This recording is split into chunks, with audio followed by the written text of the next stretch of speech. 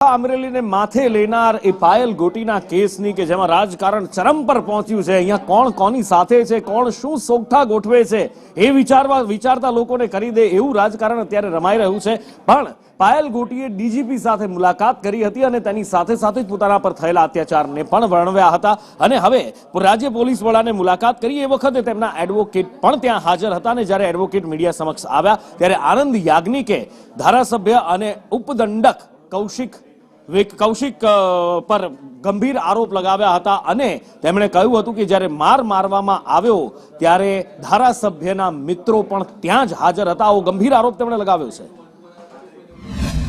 કે પાયલબેનને પોલીસ કસ્ટડીમાં પેલા ઘંટીના પટ્ટા હોય જેને દંડા સાથે બાંધે અને આ શસ્ત્ર ફક્ત તમને એલસીબી અને એસઓજી દરેક જિલ્લામાં જોવા મળે, એનાથી એને મારી।